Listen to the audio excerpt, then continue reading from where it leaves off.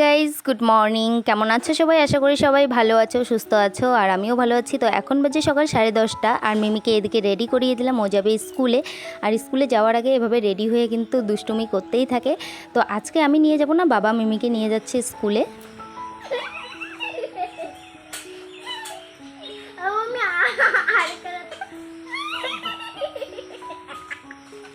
তো দেখতেই পেলে কেমন দুষ্টুমি করছিল। তো এখন বেরিয়ে যাচ্ছে, এই যে বাবা নিয়ে যাচ্ছে অনুপকে আর মিমিকে স্কুলে। আর স্কুলে যাওয়ার সময় প্রতিদিন ঠাকুর প্রণাম করে সবাইকে টাটা দিয়েই যায়। তো আর ওর বায়না দুটো ঝুটি করবে। তো যাই হোক, ওকে পাঠিয়ে দিয়ে এদিকে রান্নাবান্না আমার কমপ্লিট, ডাল হয়ে গেছে, আলু ভাজাটাও হয়ে এসছে।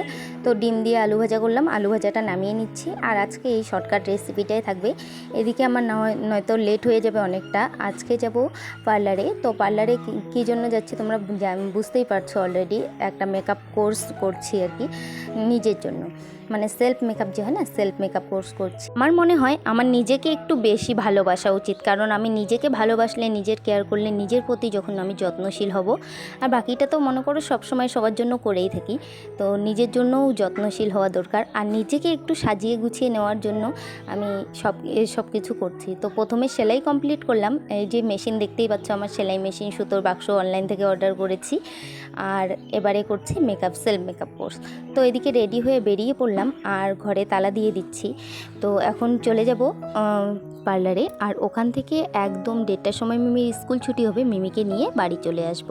তো পার্লারে গিয়ে আজকে কিছু কিছু জিনিস তোমাদের সাথে শেয়ার করব। তো চলো যাওয়া যাক।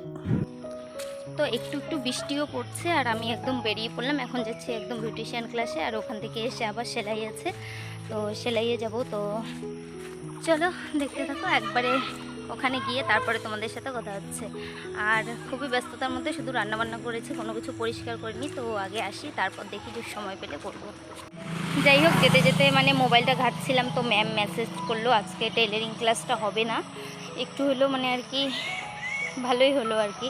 যারও ব্যস্ততার মধ্যে সংসার, সন্তান, সব কিছু সামলে নিজের জন্য সময় বের করা কিন্তু একদম মানে সহজ নয়। তো তবুও আমি নিজের জন্য একটু সময় বের করার চেষ্টা করি, কারণ নিজেকেও সময় দিতে হয়। নিজের প্রতি মানে নিজের প্রতিচ্ছবিটা একবার হলেও দিনে আয়নায় দেখতে হয়, যে আমি নিজে কেমন আছি। আমি ভালো থাকলে তবেই কিন্তু সকলকে ভালো রাখতে পারবো। আর অবশ্যই একজন হাজব্যান্ডের সাপোর্ট ছাড়া কখনোই এটা পসিবল না। তো দেখো, আমি পার্লারে চলেও এসেছি। তো এখানে আজকে আমাদের মেকআপ তো কমপ্লিট হয়ে গেছে, তো মেকআপ ভিডিও তো দেখতেই পাবে। তো তার আগে তোমাদের দেখাচ্ছি হেয়ার স্টাইলটা।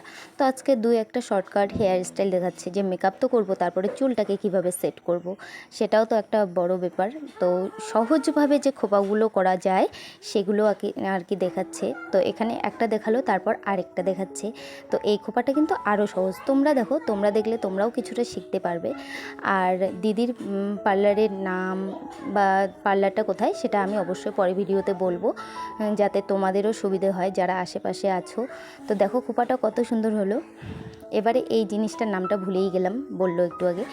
তো এটা দিয়ে খোপা করছে, এটা দিয়েও খোপা খুব সুন্দর, মানে যে কয়েকটা দেখাচ্ছে সবটাই সহজ একদম। প্রথমে আমার ইচ্ছে ছিল আমি সেলাই শিখবো।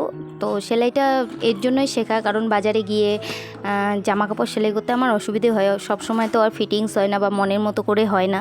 সেজন্য সেলাইটা কমপ্লিট করলাম। আর আমাদের ম্যাম কিন্তু খুব সুন্দরভাবে শিখিয়ে দিয়েছে, যার জন্য আমাদের খুব তাড়াতাড়ি আমরা শিখতে পেরেছি, আর খুব সুন্দরভাবে। আর এবারে সেলফ মেকআপটা শিখছি, মানে মনের আরও একটা ইচ্ছে আমার পূরণ হলো। এই সব কিছু আমার সম্ভব হয়েছে একজনের জন্য, সে না থাকলে হয়তো আমার কোনো ইচ্ছে বা কোনো কিছুই পূরণ হতো না, সেটা হলো আমার হাজব্যান্ড। ও পাশে না থাকলে আমি কোনো কিছুই করতে পারতাম না, কোনো ইচ্ছে আমার পূরণ হতো না। তো যাই হোক, এখানে দেখো খুব সুন্দরভাবে এই যে পুতুলটার মধ্যে যে হেয়ারটা রয়েছে, এটা দিদি মানে আর কি যখন শিখেছিল ওখান থেকে নিয়েছিল, তো নাম লেখা আছে। এটা সুন্দরভাবে এখানে দেখাচ্ছে যে কিভাবে চুলটাকে ডিজাইন করা যাবে সুন্দরভাবে, হালকা ডিজাইনের মধ্যে। এই দুই পাশে দুইটা ডিজাইন দেখাই দিল, তো তোমরাও করতে পারো। এবারে আমাদের ইচ্ছে হলো যে আমাদের নিজের মাথায়, কারো মাথায় একটা করে দিতে। তো এই যে ক্লিপার মেশিন দিয়ে আগে চুলটাকে সুন্দরভাবে করে নিল, যেভাবে রেডি করতে হয়। আর তারপরে এভাবে আমি বললাম যে রোল করে দেখিয়ে দিল। আর আমি কোথাও গিয়ে যে স্থিরভাবে বসে থাকবো সেটা কিন্তু আমার কাজ না, মানে কিছু না কিছু তো বাচ্চাদের থেকেও বেশি দুষ্টুমি করতেই থাকি, এরকম ব্যাপার। মানে চুপচাপ কেন যেন না আমার বসে থাকতে একদমই ভাল লাগে না। তো এখানে হেয়ার বেলগুলো নিচ্ছি আর মাথায় দিয়ে দেখছি কেমন লাগছে। এবারে ছোট্ট একটা ক্লিপ দিয়ে পিছনটা দেখছি, আর আয়না, বড় আয়নায় দেখতে তো ভীষণ ভালো লাগছে, আর সবাই হাসাহাসি করছিল, তাই আমিও হেসে দিলাম। এবারে দেখো মিমিকে নিয়ে স্কুল থেকে চলে আসছি বাড়িতে। তো চলো যাওয়া যাক।